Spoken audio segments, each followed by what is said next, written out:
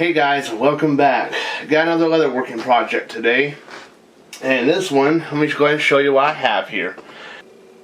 I'm going to be making another pliers case, similar to this one, but it's going to be for a slightly smaller one, as you can tell. And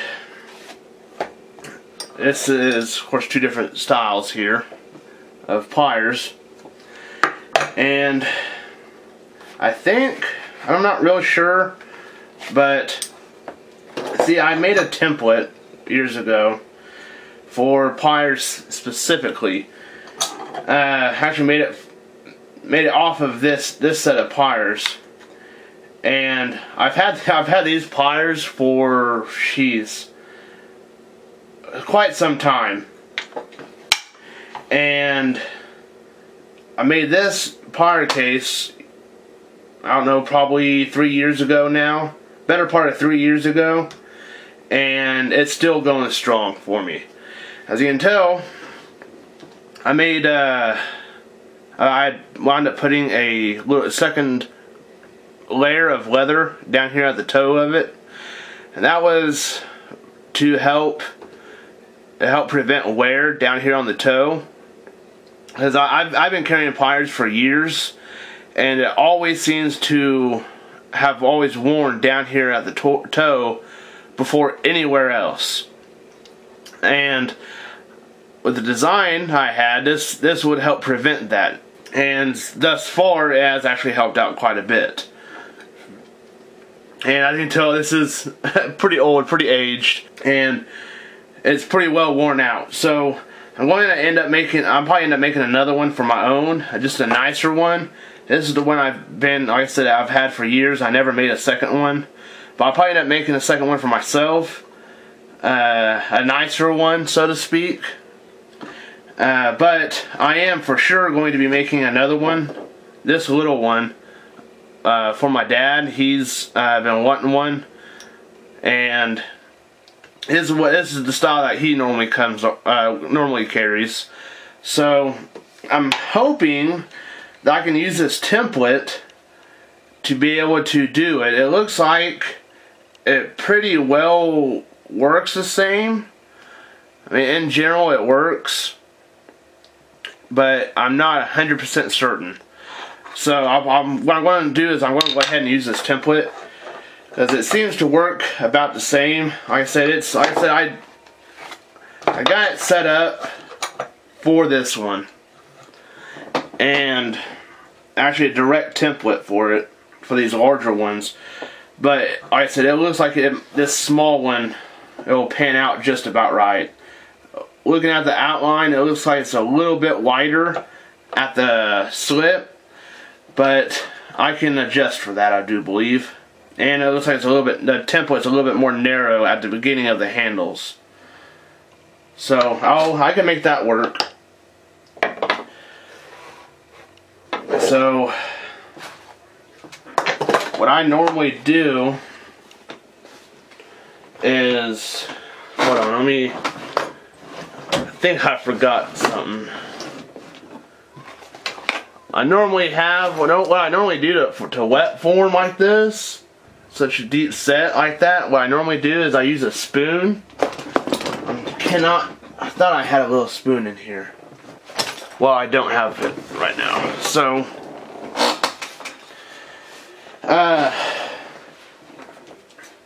we can go, so I'm going to go ahead and figure out about how much I'm going to want on this, lengthwise, the height of it. Because you always want to have, like down here at the end, you always want to have a decent amount overhanging, because you have to let it drop over. So, where did my pencil go? There. So, you want it to end, send it right about there. Way I normally do it is I do it about a third or so of the handles for the top cover. See, that's about a third of the handle. So that way, that's my max set line.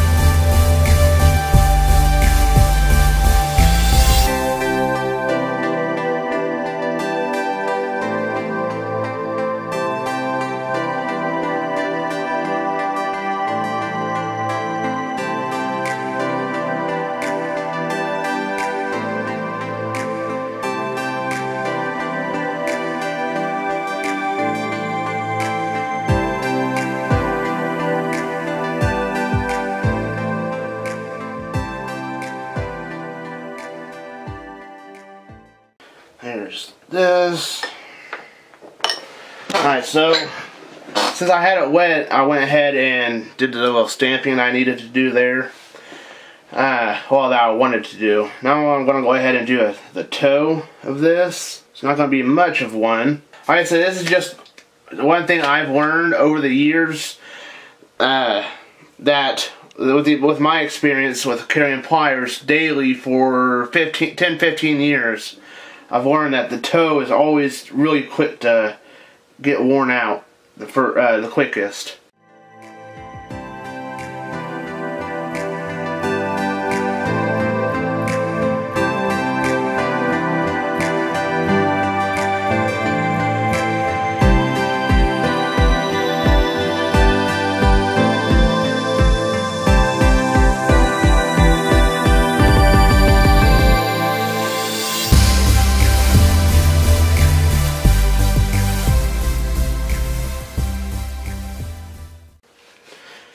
Now another thing, as you see, I'm putting water in as I'm pushing it, forming it. That is to help. I don't know if it's saw it on the camera, but where it's being bent has become very, very white from this darker color. That's from the leather stretching, and you want to wet it every chance you get whenever it starts doing that. That way it forms a little bit easier for you. I always try to do it as tight as I can around the template and everything, just to make sure that it's all going to fit smoothly. Oh, it's not smoothly, snugly in there. Because as you can tell, I did that with this one, and this is a 3-year-old Pliers case. See, it still takes a while for it to come out. So that's why I try to do this as snugly as possible. So I'm going to let this sit and dry, and I'm going to work on the loop of it, the belt loop. Alright. So I simply need a rough cutout. Let's just go this way.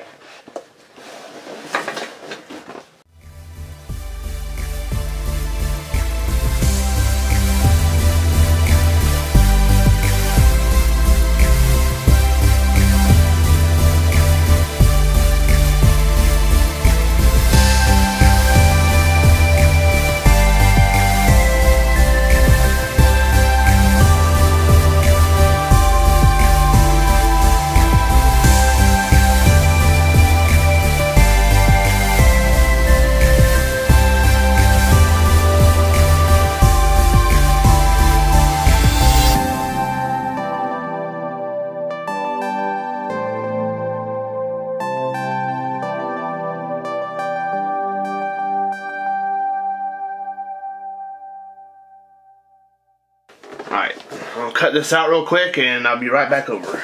So it's just wet enough and just dry enough to where I can go ahead and mark this out.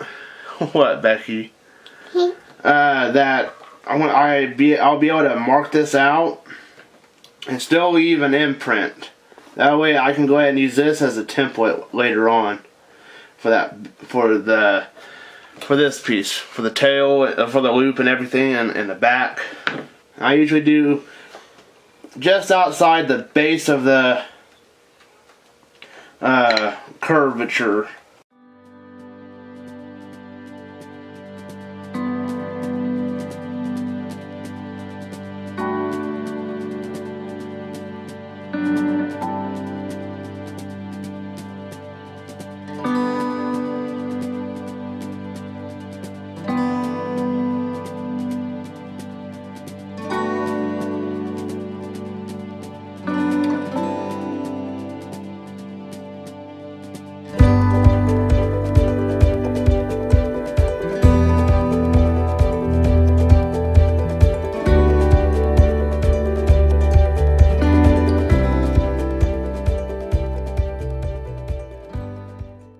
Hardest part is trying to mark it out down here where this toe is going to be at. You gotta try to line it up the best you can. Try to mimic it. If anything, you can come back later after you stitched it up and be able to trim it, which is what we're going to have to do.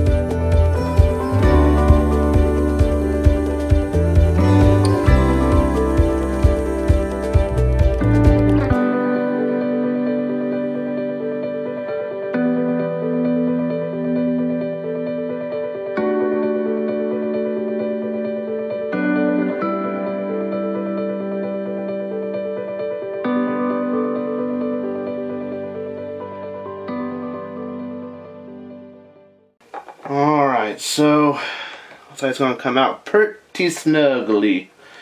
So, which is precisely what I'm wanting. So, at least get this marked out and cut out as well while this is still setting.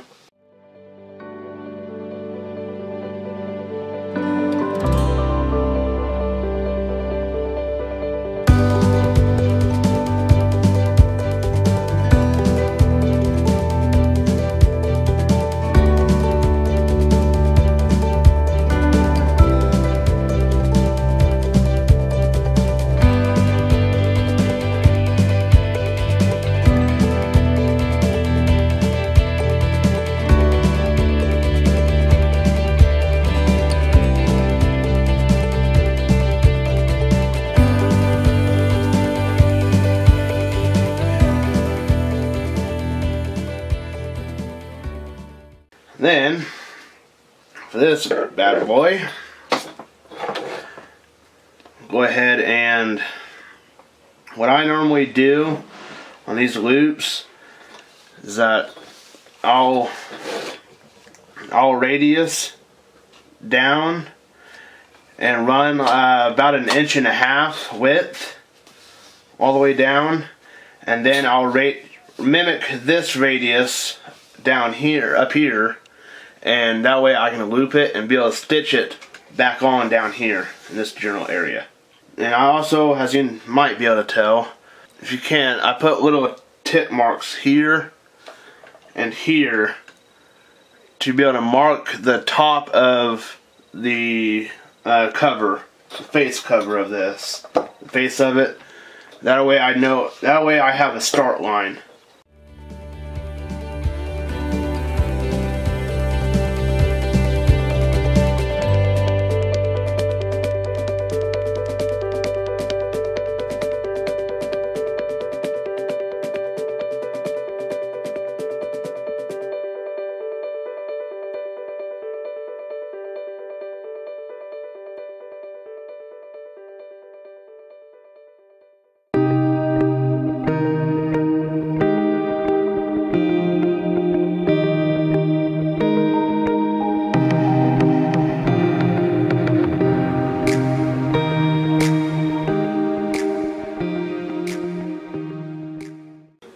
So that's what I want to come down to. As you can see, I'm doing this very lightly because I don't want to have too much marking in this.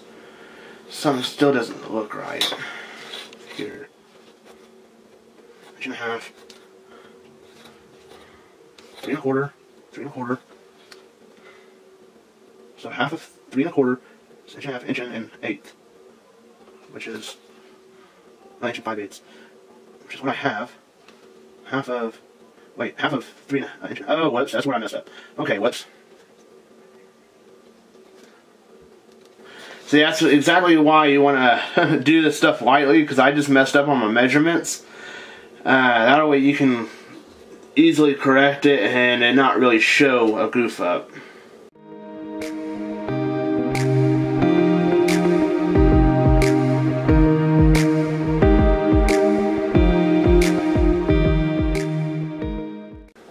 Alright, so if you're like me and can't really do a symmetrical line just randomly, you can use little stuff like this. This is just a jar lid, and do it like that. At this point, you can go ahead and I do it the way I normally do it. I'll go ahead and what I normally do is I cut it and then cut it down to a point, and then I roll it and mark where I want to cut it.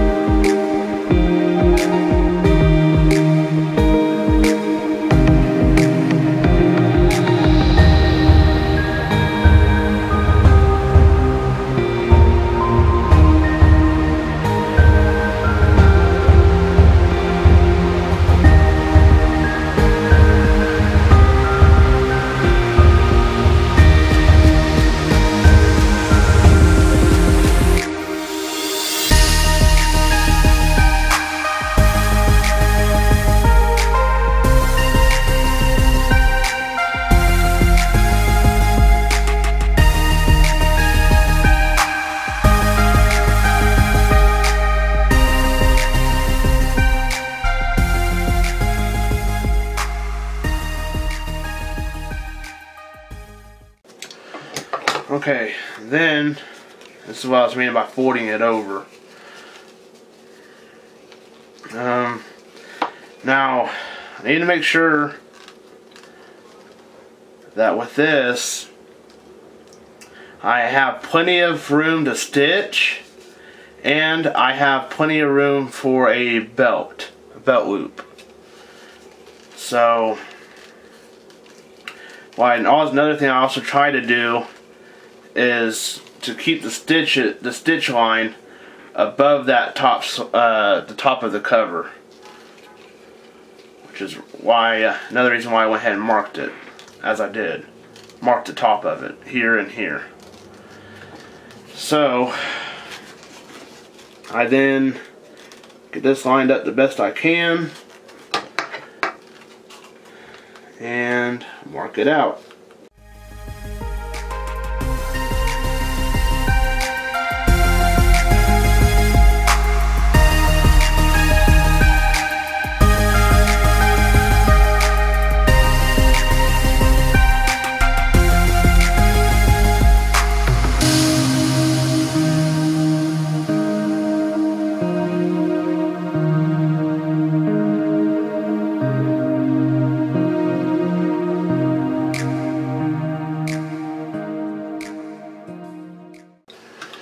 Alright, that's what that part looks like.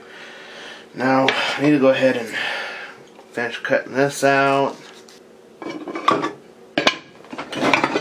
Now, what I just found, I didn't think about it until afterward, but I forgot I made this. Well, oh well. I just remembered. Alright, so now what I can do, go ahead and do a stitch line across this. Do like go ahead and do a 2-layer stitch line across this. But what I want to go ahead and do, like I do on most of my other projects, is glue it. Go ahead and put some glue across here, and then I'll come back and stitch it up. Alright, so this is dry enough anyways, and this is getting there anyways on getting dry. So what we're going to do is I'm going to glue this one as well. Go ahead and glue this toe onto the face, and then I'm going to go ahead and stitch this up as well. Do a seam across the top of the toe, and I'm going to go ahead and stitch this up, but while I'm at it, I'm going to go ahead and put this on here. It's dry enough, I believe, that it should be alright. So, we'll see.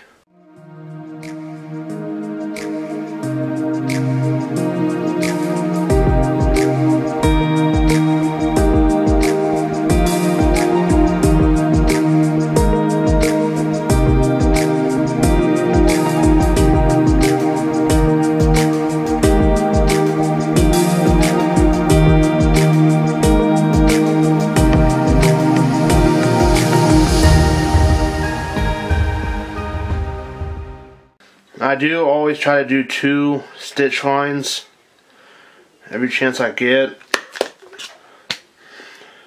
just to make it a little bit stronger that way.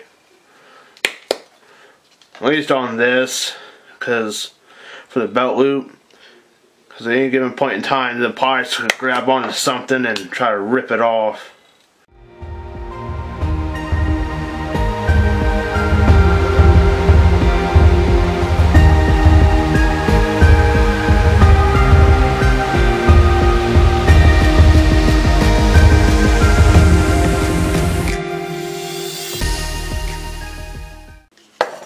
Alright, that's popped out. This one we'll go ahead and do what I call my double stitch, which is really just a single, but set up like a regular stitch line, like you would for fabric.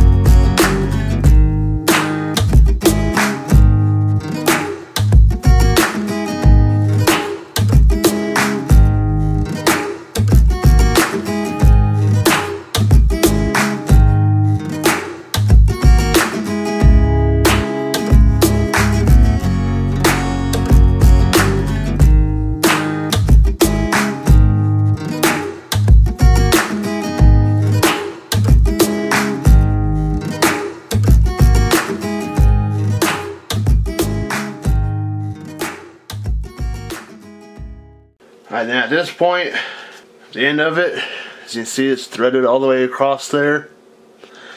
On the back, I feed it through a little bit. Feed slots, however many you want. I usually do a minimum of 2 runs, sometimes 3.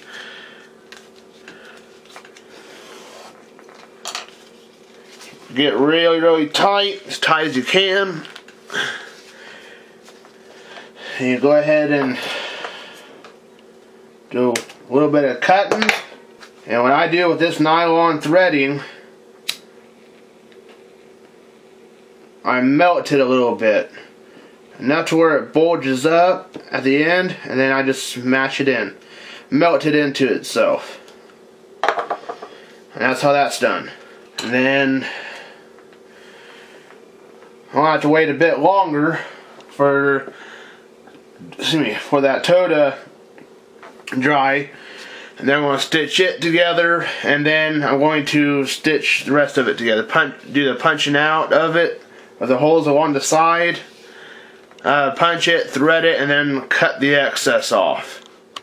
Well, I got this punched out across here, across the toe, top of the toe.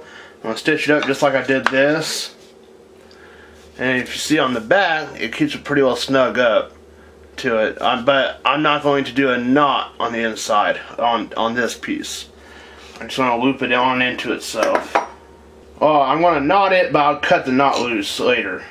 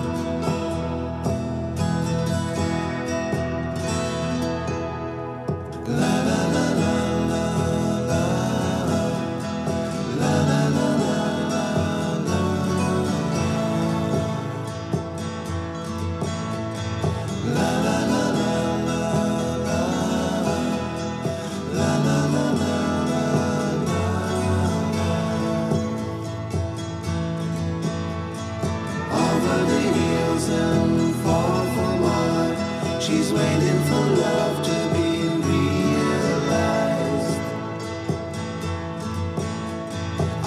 her my heart covered as a gift, and hope that you'll take it into her side.